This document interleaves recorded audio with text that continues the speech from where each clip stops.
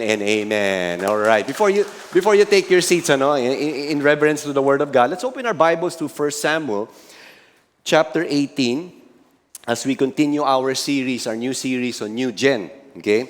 And we're going to read the first 5 verses. Chapter 18, verse 1, it says, "As soon as he had finished speaking to Saul, the soul of Jonathan was knit to the soul of David, and Jonathan loved him as his own soul. And Saul took him that day and would not let him return to his father's house. Then Jonathan made a covenant with David because he loved him as his own soul. And Jonathan, Sorry, masyado maliwanag eh. Okay, verse 4. And Jonathan stripped himself of the robe that was on him and gave it to David, and his armor, and even his sword, his bow, and his belt. And David went out and was successful wherever Saul sent him, so that Saul sent him over the men of war. And this was good in the sight of all the people, and also in the sight of Saul's servants." This is the word of the Lord. Lord, may you bless the preaching of the word tonight. In Jesus' name, amen and amen. Let's all take our seats. So tonight, we are in week 2 of our new series, New Gen. And again, if you missed this out, maaring first time nyo dito, our objective is to talk about this series on reaching campuses, particularly students, no, for 4 Sundays. Because syempre, ang prayer natin at ang hope natin is that God would speak into their lives at ang bawat isa sa atin gamitin din ni Lord in shaping and in somehow influencing them towards fulfilling the call of God in their lives. Why? Because Psalm 78 verse 7, I did share this last week, so that they would set their hope in God and not forget the works of God, but keep His commandments. So last week, if you missed this out, we began the series by talking about the famous story between David and Goliath. Meron ba sa inyo dito, hindi kayo gaanong familiar sa story ni David and Goliath? Just in case lang. Okay, mukhang may... Okay, lahat naman siguro familiar. Either you heard it from a Sunday school or a vacation Bible school before, or maybe you watch it on Superbook. Okay, di ba? Ako na unang encounter ko, Superbook, and so... when we talked about this story last week, actually, we talked about how the present generation, tayong mga either married, mga grandparents, o mga nagtatrabaho na, tayong mga henerasyon, how can we coexist with the next generation, yung mga bata, mga kabataan, no?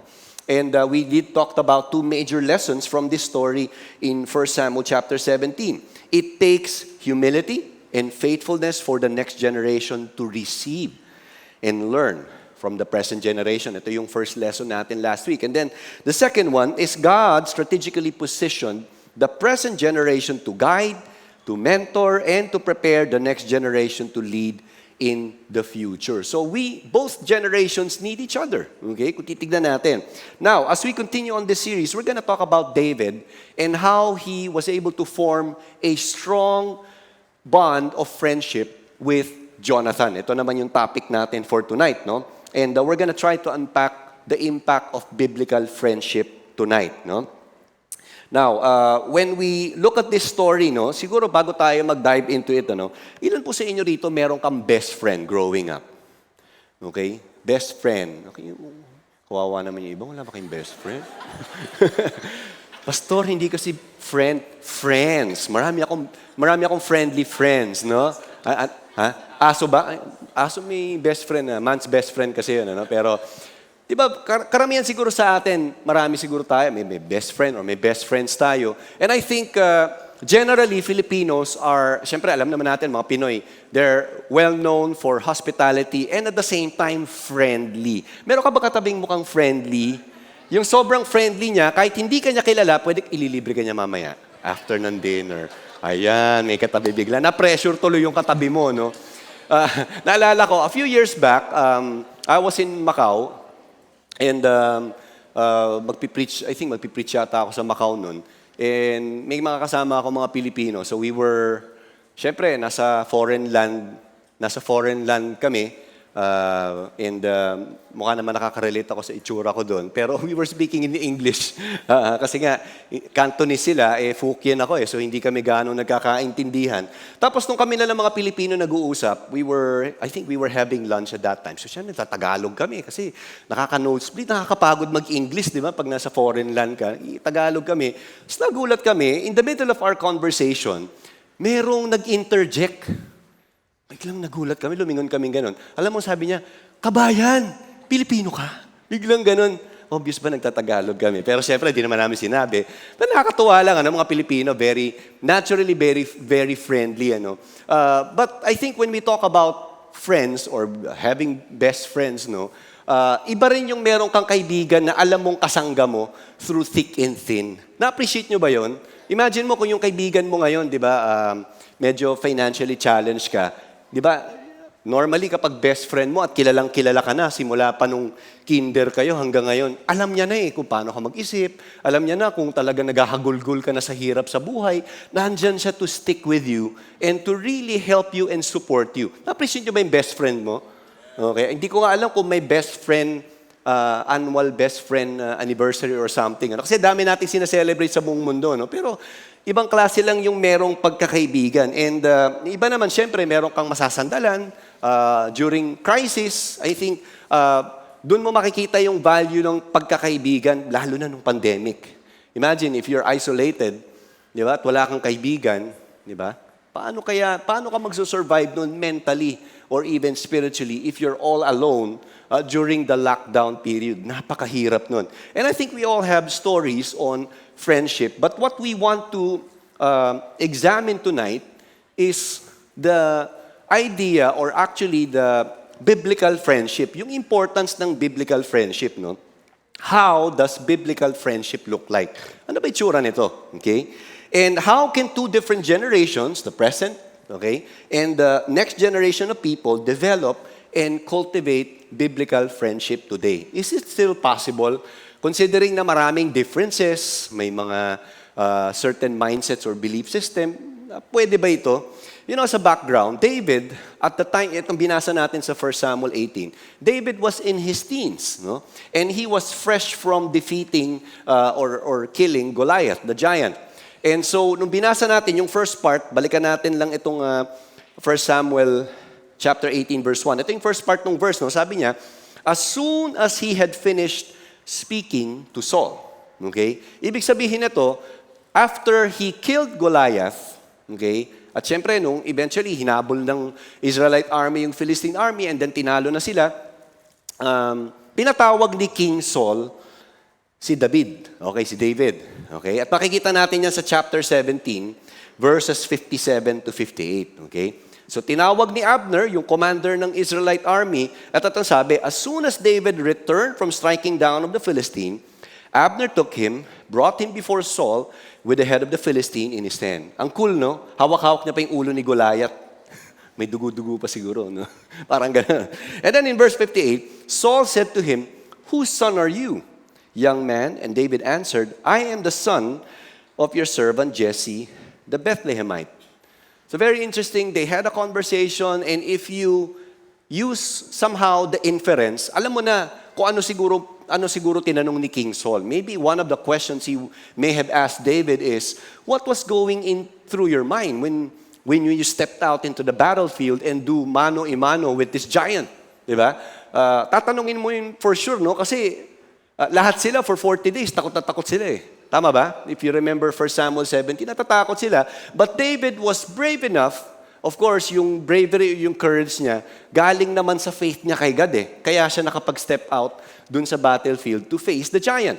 And so, they had a conversation, and very interesting because during that conversation, after they talk, ito na yung second part nung verse 1, after they talk, hindi naman siguro nag-eavesdrop, but probably dahil anak siya at siya yung heir apparent to the throne, nandun yung anak ni King Saul na oldest, si Jonathan.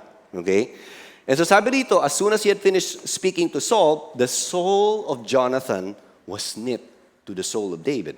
And Jonathan loved him as his own. You see, the description of Jonathan's response to David is something we want to talk about. Okay? In a deeper manner. Bakit biglang parang, ano ibig sabihin na to? Nagkukwentuhan lang yung tatay niya at saka si David and then suddenly, their soul got knit. What does that mean? Okay? This is what we want to discover because verse 1, particularly this last portion of verse 1, is really pregnant with meaning. At ito yung gusto nating i-mind regarding biblical friendship. Two facets of biblical friendship. No? Let me share the first facet. No? Biblical friendship involves being secure that enables us to celebrate one another's victory in life. Okay? Biblical friendship involves being secure. It enables us to celebrate one another's victory in life. Now, most likely, Jonathan had his first encounter or meet up with David when David was playing the harp. Remember that in last week, no? He was a harpist. He was playing worship song. Every time King Saul would, somehow struggle spiritually because of an evil spirit that would torment him. And so, imagine, labas-pasok si David doon, he would play the harp, and probably doon na sila nagkakilala. Okay? And maybe they would exchange pleasantries from time to time. Taga saan ka ba? Doon ako sa Mindanao. Parang ganun siguro. Kwentuhan lang sila. Anong favorite? Parang slam book. Naalala niyo ba ng 80s yung may slam book? Wala na nakakaalala. No? Ako na lang yata, tsaka si Pastor James. Kwentuhan lang sila. Mga basic information lang ang ine-exchange nila. But from that superficial level of knowing one another, the friendship started to grow deeper when Jonathan heard stories that David shared to his father from that conversation. And somehow, nag-click. Okay? Meron ka bang best friend na nag-click kayo? Maybe may commonality kayong dalawa. And from then on, kayo na naging magkaibigan through thick and thin. May nangyari ba sa inyo? Nakaka-relate ba kayo kay David and kay David and Jonathan? Parang ganun yung nangyari sa kanila. Now, verse 1, in the New Living Translation, it says, ito yung picture nung Jonathan was knit to the soul of David. Sabi sa NLT, there was an immediate bond between them, for Jonathan loved David. The love here refers to the filial kind of love, no? Yung phileo kind of love na brotherly love. Hindi ito yung alam natin sa social media, no? Ito yung pagmamahal ng magkapatid na lalaki. Okay? Kung close ka sa brother mo, lalaki ka, maiintindihan mo kung ano yung gusto kong sabihin. O kahit naman siguro ate ka or younger sister ka, yung pagmamahal mo lang sa kapatid mo, ganitong klaseng pagmamahal yung naramdaman ni Jonathan from that point on. Now, in reality, if you look at the background of David and Jonathan, they were in complete contrast. Why? Well, unang-una, David was the youngest son of Jesse, a farmer, but Jonathan was the oldest son, and ang tatay niya, hari at that time. Okay? David was a shepherd, while Jonathan was an experienced commander of Israel's army. At mababasa natin yan in length in 1 Samuel chapters 13 and 14, na noong mga panahon na yun, 1/3 of the Israelite army, he was commanding it already. Okay? Ibig sabihin, may leadership, military leader na tong si Jonathan noong mga panahon na yun. And Bible scholars believe he was somewhere between the mid-20s to the near 30s. Parang ganun na yung edad ni Jonathan. Pero si David, teenager, maybe 15 to 18 years old. So meron somehow 1 decade of age gap, ano? At the same time, their differences were kind of world apart, kung titignan natin, and yet God knitted or bonded them together. Meron naman silang pagkakaiba in terms of background, in terms of age, but God brought them together. Okay? And sometimes, God would bring people into our life unexpectedly. But then again, while God would bring people into our life unexpectedly, sometimes the common denominator is our personal relationship with God. Okay? Imagine in a church like this, hindi naman tayo magkakakilala. Probably, yung katabi mo siguro ngayon, hindi mo naman siya talaga kilala. And it's possible na pwede mo maging kaibigan, okay, as you get to know the person. Okay? And the commonality eventually would be your faith in God. Okay? And so ganito yung nangyari kay Jonathan. But the one common denominator that Jonathan and David had, both of them were men of valor or courage. Pareho silang matapang. Commander na ng one-third ng army si Jonathan and hindi siya natatakot sa labanan, no, in the battlefield. David had the same courage even before he faced Goliath the giant. Why? Because as a teenager, nakapatay na siya ng leon at bear.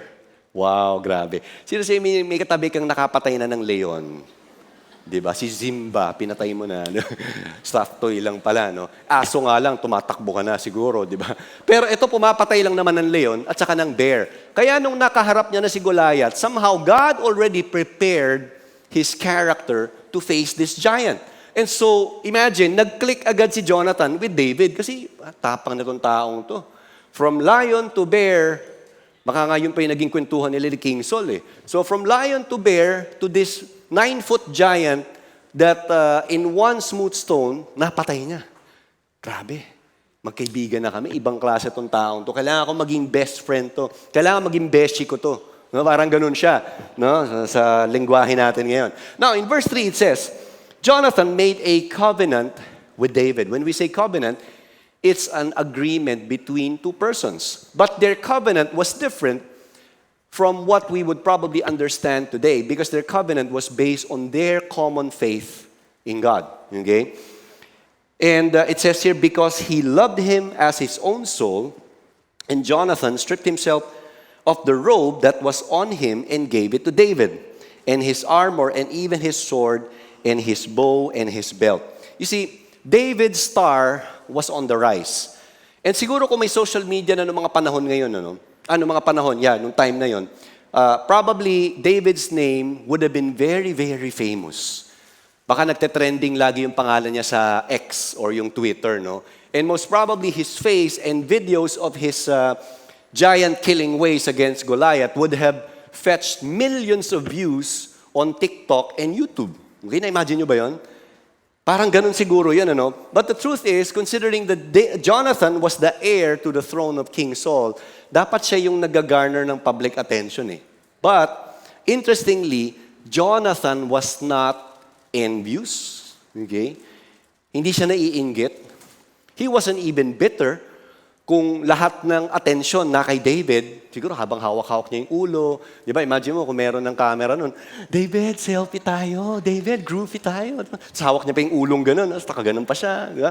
May ganun acting pan. Tapos siguro si Jonathan, di ba, wala siyang bahid ng inggit or inis or ngit-ngit. Bakit ito sikat? Ako yung prince.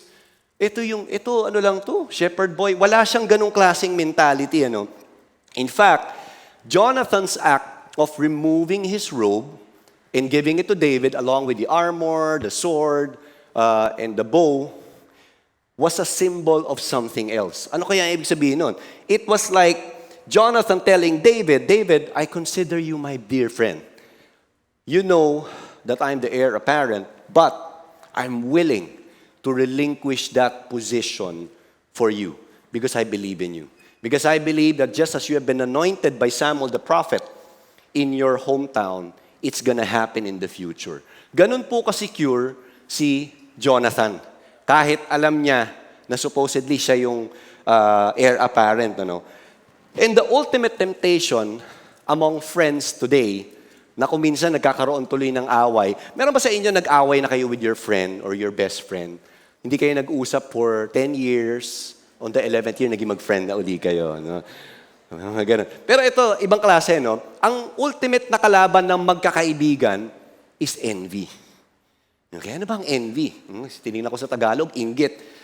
The Baker's Evangelical Dictionary defines envy this way: sin of jealousy over the blessings and achievements of others. Wow, grabe. Bigatin pala yung meaning ng envy, ano? Naranasan mo na bang mainggit sa kaibigan mo? Kasi buwan-buwan na lang, napopromote siya, pero ikaw na-demote ka na 3 beses. Kahit OT ka ng OT, abonado ka pa. Huh? Naranasan mo na ba na maybe estudyante ka, etong kaklase mo, nung recognition day, halos ma-injure na yung leeg kasi kadami-daming medalya. Tapos ikaw, di ba, hirap na hirap ka, hindi ka man lang tinulungan. Di ba, parang inggit ka, parang bad trip naman tong classmate ko, magkatabi pa naman kami. Magkaapelido pa kami. Di ba? Muntik nang pareho pa kami ng pangalan, iba lang ang middle initial, di ba? Magkatabi ka, pero wala, hindi man lang niya ako tinulungan, parang naiinggit ka. Or maybe you have an office mate na, gumanda na yung buhay, somehow, nagsasucceed na yung career niya, nakabili na siya ng 2 kotse, 3 kotse, pinagpapalit-palit niya araw-araw. Pero ikaw, ito, commute-commute, pasingit-singit sa MRT, pasabit-sabit pa rin sa jeep, di ba? Minsan parang ganun no? Yung iinggit tayo, no?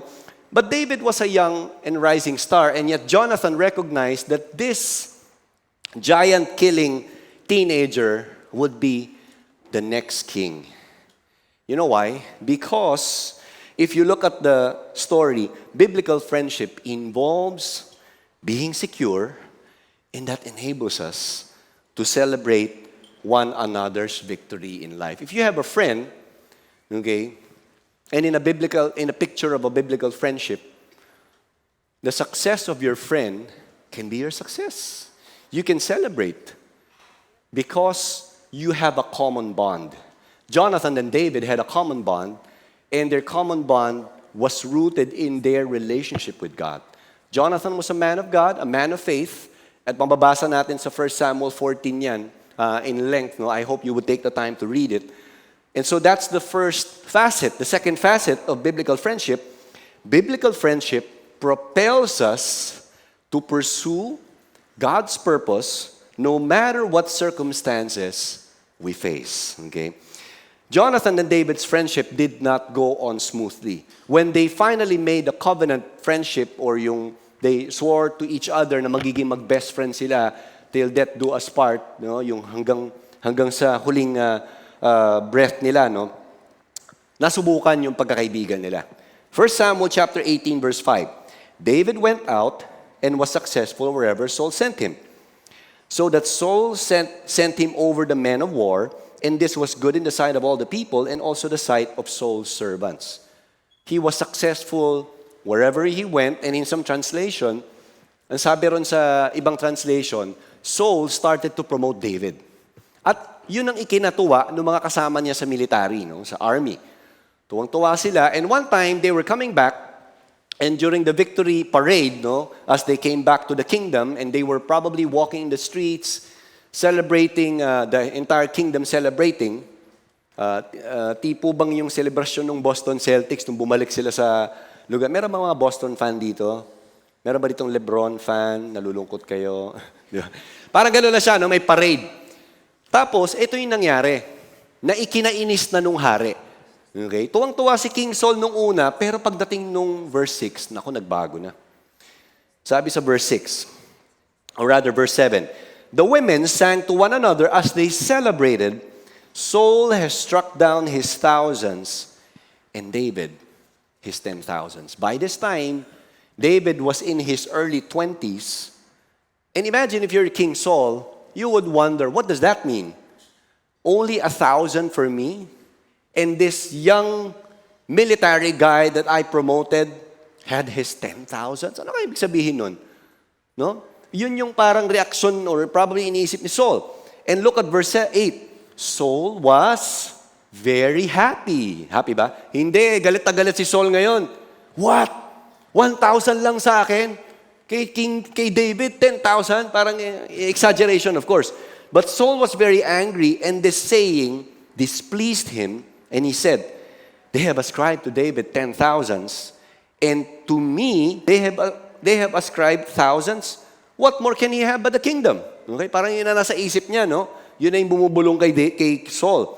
Verse 9, Saul eyed David from that day on. You see, the jealousy of King Saul boiled over inside because sumisikat si David at nagwo-worry si Saul na yung anak niyang si Jonathan ay mauungusan na ni David. Paano kung tumanda na ako? Paano ang anak ko? Di ba? Parang ganun yan. And I think it's natural for a dad or a mom to feel that.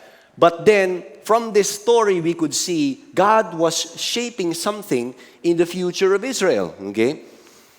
And so, with that jealousy or envy, it started to plant the seeds of anger until he became very bitter to the point of King Saul wanting to kill David at all cost. Okay, gusto na niyang patayin. So imagine, yung teenager na sumagip sa buong kingdom ng Israel, na nung early 20s, when he started to serve in the military army and started to win battles against Israel's enemies, gusto na niyang patayin. Now, if you're in the shoes of David, what would you feel?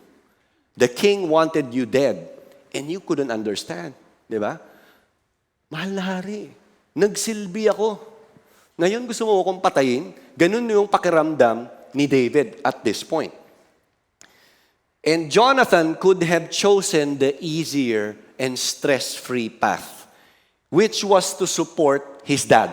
Pwede naman but he didn't. He chose to stick with his integrity and his commitment towards his covenant friend, David. Kahit alam niyang, naku, mahirap to. Imagine, nandoon siya sa gitna, babalansihin niya yung relationship niya with his dad, and then yung friendship niya with David. And remember, it wasn't just a common agreement. It was a covenant. A covenant that was based on their relationship with God. Okay? Now, in 1 Samuel chapter 20, David and Jonathan met in a separate place to verify if King Saul really wanted David dead. Okay? Binerify nila, no? So during an annual feast, Jonathan spoke well of David to his father. It was like, probably he was trying to convince his dad, Dad, alam nyo, marami nang nagawa ang kaibigan nating si David. Alam nyo yan. Diba? Marami siyang ipinanalong gera, kaya stable at politically secure tayo ngayon. Bakit ka ba nagagalit kay David? Kaya lang, nagulat siya. Because the response of King Saul caught him by surprise. What was that? Verse 32 of 1 Samuel 20, Jonathan answered Saul his father, why should he be put to death? Okay? Very point blank na yung conversation nila. What has he done? But Saul hurled his spear at him to strike him. Mismong oldest son niya, papatayin niya, sobrang galit niya. Ganito na nakagrip yung heart niya ng anger. Jonathan knew his father was determined to put David to death. And Jonathan rose from the table in fierce anger and ate no food the second day of the month, for he was grieved for David because his father had disgraced him. Now, when we fast forward to 1 Samuel chapter 23, wala namang GPS, wala namang Waze. Okay? But Jonathan somehow was able to get on track with David, who had been hiding from wilderness to cave to wilderness to cave. Okay? Now, in verse 15, it says here, Saul had come out to seek his life. Gusto siyang patayin, ano? David was in the wilderness, in short, the desert, the wilderness of Ziph at Horesh, and Jonathan, Saul's son, rose and went to David at Horesh. And what did he do? And strengthened his hand in God. Sumunod si Jonathan because he knew he had a covenant with his friend, and through thick and thin, I'm going to support my friend. Kahit na napaka-inconvenient at hindi ko alam kung saan ko mahahanap ang kaibigan ko. He went to that extent. Verse 17, he said to him, do not fear, for the hand of Saul, my father, shall not find you. You shall be king over Israel, and I shall be next to you. Grabe, no? Ang tindi nung seguridad, no? Yung emotional security ni Jonathan to the point na kaya niyang sabihin, David, relax ka lang, ikaw ang magiging hari at ako yung second in command mo. Wow! He would willingly stoop down for his friend's future. Okay? Saul, my father, also knows this, and the two of them made a covenant before the Lord. David remained at Horesh, and Jonathan went home. We know that Jonathan was torn because of his relationship with his father, the king, and his loyalty and commitment to his dear friend David. But he went out of his way, to help his dear friend David find strength in God. Jonathan knew he couldn't give all the answers to David why King Saul was fanatically crazy at killing his best friend. But he went that route to help his dear friend find strength in God. Jonathan could not stay too long in the wilderness to be with David.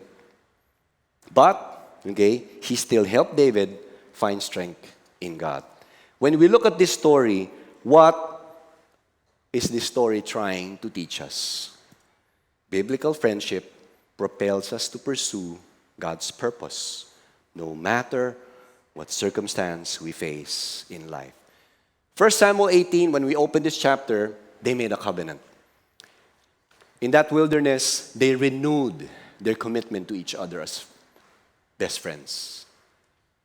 Because they understand that their friendship goes beyond convenience. It goes beyond what they would get from one another. Hindi siya friends with benefits. They don't believe in disposable relationships. But they believe that no matter what they go through, they would be friend for life. No? You know, as followers of God, ang tanong natin minsan, posible pa bang mangyari to? Minsan, among Christians, nagkakasakitan. Tama ba? Naalala nyo, 2022, nung nag-eleksyon, nagkaiba lang ng kulay. Diba? Sa blue ako, sa yellow ako, nag-away na. Tapos hindi na sila magkaibigan. Hindi na sila nag-iimikan. Nagkikwit na sa group chat. Diba? Nag-aalisan na, nagli-leave group na. Dahil lang dun. But think about this. They went through the worst scenario, but they were able to stick together. Because they understood the concept of biblical friendship. Because their friendship was not based on ideals, not based on ideologies, philosophies. It wasn't based on food. It was based on their relationship and their love for God. Good friends would keep their promises even when at times it would hurt. Why? Because biblical friendship propels us to pursue God's purpose no matter what circumstances we face in life. You know what? In 1 Samuel 23, that was actually the last time they had a face-to-face encounter as friends. And I think if you read through the entire 1 Samuel, makikita natin, Jonathan went to battle with his other brothers and his father against the Philistines. And they all, itong magkakapatid, they all fell in the battlefield. They all died. But his covenant with his dear friend continued. No? Now, as I close, how does a biblical friendship that propel us to pursue God's purpose look like today? Okay? Many years back, when I was still a full-time writer for a newspaper, nagbo-volunteer work ako noon sa U-Belt. And we would wake up early. I would accompany one of our campus missionaries back then in U-Belt. Ang pangalan niya, Bong. Hindi po yung artistang Bong Navarro. Okay? Pastor Bong is now our senior pastor in Victory, Camanava. No? But I would accompany him. We would go to National University. Alam niyo ba yung NU sa may Sampaloc? We would go up the gym, 8 a.m. We would do a victory group with the men's basketball team. I think this was probably 2001. And one time, we were preaching the gospel. We were sharing the message to a group of varsity players sa NU, basketball. And there was a guy who was kind of noisy, okay, medyo maingay, nang aasar siya and all that. Hindi mo namin pinapansin. Tapos, share kami, and then we led the team of the basketball team to prayer, and they all received Christ. And then, I showed him a booklet of one-to-one. Kami ni Pastor Bong, sabi namin, okay, if you're serious in your walk with God, we want to meet you again 2 days from now. We'll be back, and we're gonna help you grow in your relationship with God. Okay, so, ang dami nagtaas ng kamay, okay, punta kami uli. And I think that was a Thursday. When we went back, lo and behold, walang bumalik. Okay, may kanya-kanya excuse. Kuya, may may klase. Naranasan mo na ba yan? Yung nagdahilan ka? May klase ako, masakit yung tiyan ko, babiyahe pa ako ng Baguio kasi ihatid ko yung parents ko. Marami kang inimbentong dahilan, parang gano'n. No? But there was a guy who came back. Okay? Hindi siya basketball player. Okay? Volleyball player siya. Ito po yun. So, volleyball player siya. Tapos kinalabit niya ako. Sabi niya, Kuya, may pinapakita kang booklet. Ano ba yun? Sabi niya gano'n. So, medyo, okay. Sabi, parang hindi siya familiar. Kasi nga, nandun lang naman siya sa gilid nung time na nag-share kami. Sabi niya, interested daw siyang pag-usapan namin yon. So, nalaman ko, volleyball player pala siya. Okay. Sabi ko, nasaan ka doon? Kasi mga basketball yung kausap namin sa gitna ng court. Sabi, nandun lang po ako sa gilid. Ako po yung maingay. Oh, okay. So, i-dress yun. Ikaw pala yung maingay. So, tanat kami. Nag-1-2-1 kami. So, eventually, he gave his life to Christ. Okay? I eventually brought him to Victory U Belt. We journeyed together. Medyo masalimuot yung buhay niya. He came from Dagupan. But eventually, he started to grow in Christ. And he was able to invite his sister and his father eventually became a Christian. Okay? We even traveled to Dagupan at the time his mother died when he was in college. No? Fast forward, when he graduated, natapos na yung volleyball career niya, he eventually went to Victory Ortigas, tapos naging part siya ng church planting team natin sa Metro East as a volunteer. Hindi siya pastor nung time na yun. Ano? But 2011, I think 2010, 2011, his sister called him, sabi sa kanya, Amiel ang pangalan niya, kailangan ko na ng tulong kasi they have a family-owned school in Lingayen. So, kailangan na tumulong.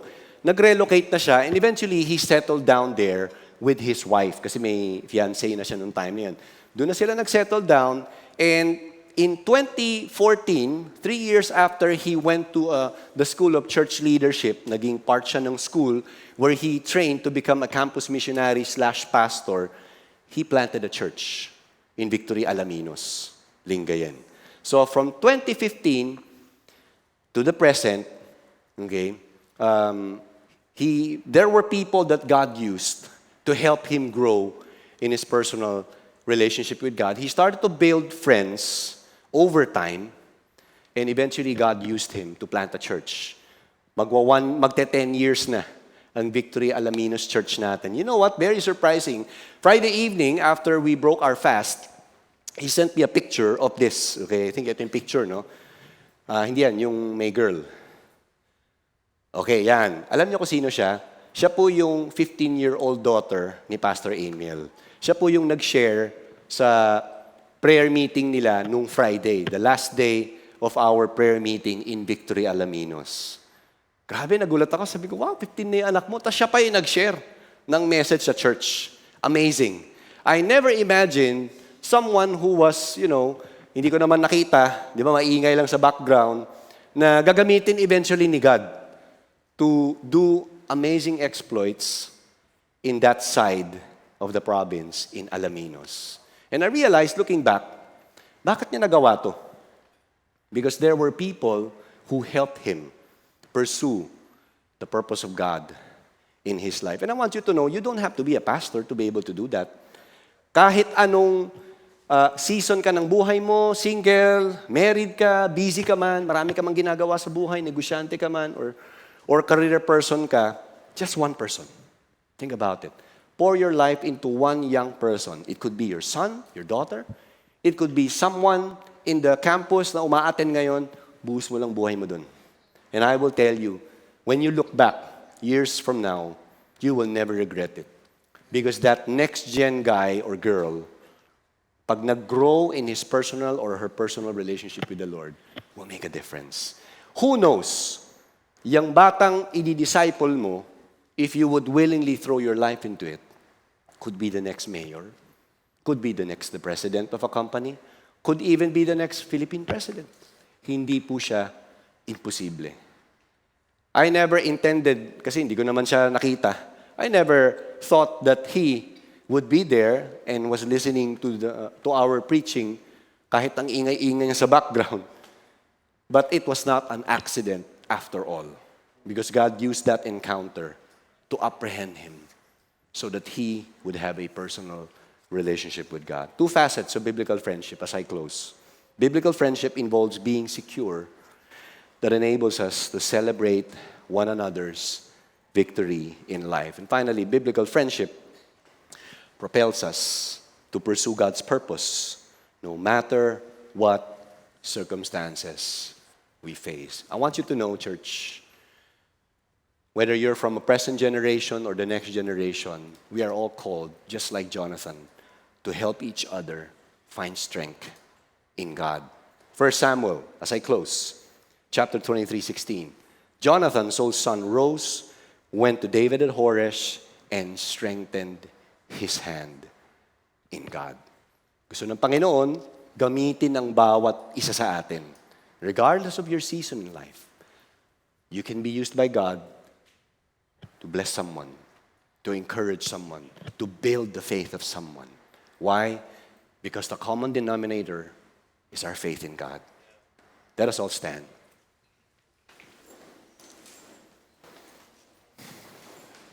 Let's all bow our heads and close our eyes. Thank you, Lord. Lord, we thank you for what you're doing in our midst. Thank you because through your grace, you have used somehow friends. Sometimes it could be strangers to invite us to be part of this church, Lord God. But I pray that from the story of Jonathan and David, help us, God, to understand that there is no accident in the eyes of God.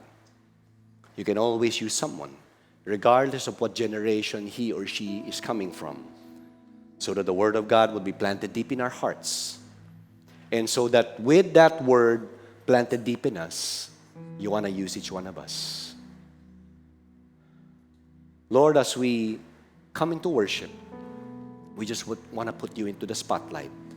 Be the King of our lives, Lord God. Remind us, O Lord, that in this life, we can never just walk alone, but you desire us to walk with friends who can authentically help us grow in our walk with you, grow deep in our relationship with you, Lord God. Marami pong salamat, Panginoon. Speak to each one of us. And we pray, as we choose to elevate you in our lives, live in our hearts, be at the center of our life. Marami pong salamat in Jesus' name. Amen. Let's all worship the Lord.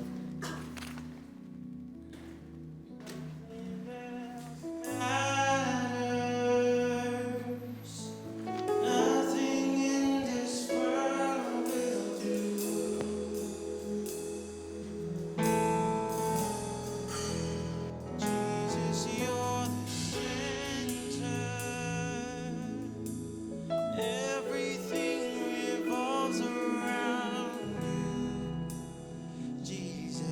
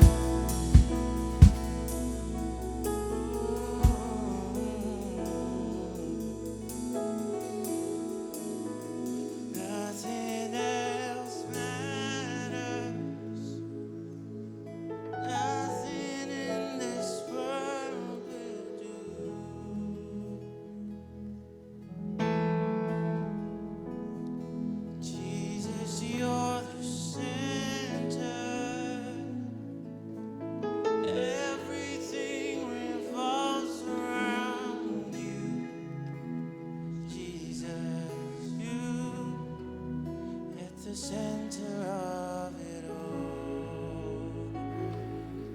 give God praise.